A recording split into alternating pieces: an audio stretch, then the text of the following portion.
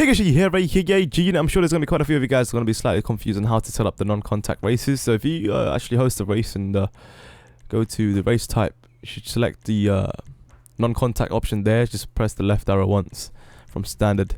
And pretty much everything should be default with catch-up turned off and slipstream turned off. So you shouldn't really get the option there. Only option you get is to turn the traffic on or off, and custom vehicles as well. So that's a good thing. Obviously a sign of making everything competitive, and that's what Rockstar intended this for. So as a request, you can see here pretty much example of non-contact racing. Every single car that you're going against is pretty much ghost mode. So you know, wherever they go is fine. You don't have to pay attention to them. You just got to pay attention to your lines. One of the things, if you're doing this for the first time, you will find that this is going to be slightly confusing, because a lot of people, they have the natural instinct to slow down for the cars ahead if they're braking in front of them or whatnot. So all of that feel, you get used to in a couple of races. Eventually, everyone will start to sweat.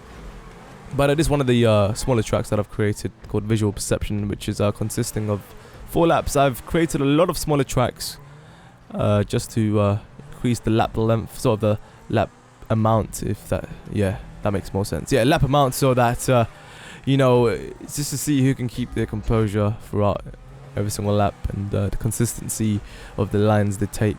I fucked up once on this part of the track.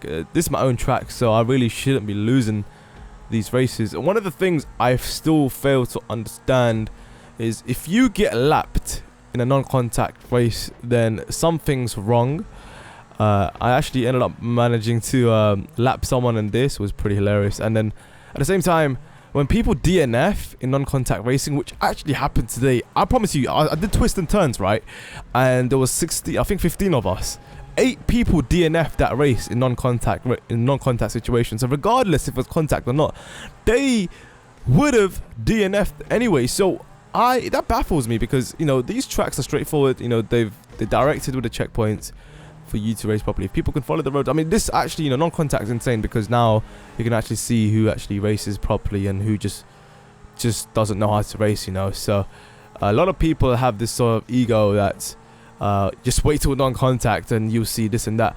But I still see these guys DNFing, so it's pretty hilarious. It's another level, I must say. It's a completely different level. People obviously are still getting used to the whole sort of or colliding with each other instead of just going straight. You're focusing on your lines. As you noticed in the start, one of the dudes who was actually inside my car with the entity, right? He screwed up his line because he thought we were going to collide and whatnot. So it's one of those things. Obviously, the thing about this, there's really isn't any sort of excuse to your race except for yourself if you make your mistakes, right? So it's amazing that literally every single car is just a ghost. I screwed up there, just knowing that I was paying attention to the car from that. Wait a minute, I'm not second, I'm first. I'm about to lap someone for the first time in a non-contact race.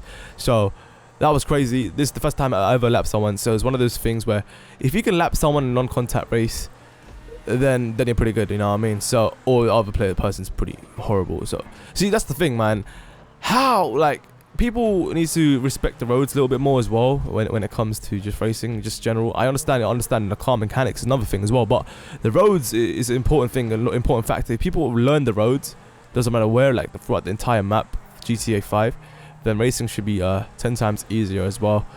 The Zentorno, of course, you can see here, I managed to get the fastest lap with this compared to the other people with Entity. Entity should technically be faster than the Zentorno, especially in a track like this with a lot of tight corners and a certain sort of one part of the area where Entity should beat the Zentorno just because of the initial size of the Zentorno being absolutely fat. But anyway, this was just a quick tutorial, just a quick little thing I wanted to show you in case you guys were lost on how to select non-contact racing, and also showing you example how it is for those of you that don't have the game or don't have the chance to play it yet. So let me know your thoughts in the comment section below. Are you guys excited for this? I am fucking pumped. We're going to be doing tournaments and hosting team playlist racing, which is going to be another level, which is going to be absolutely amazing.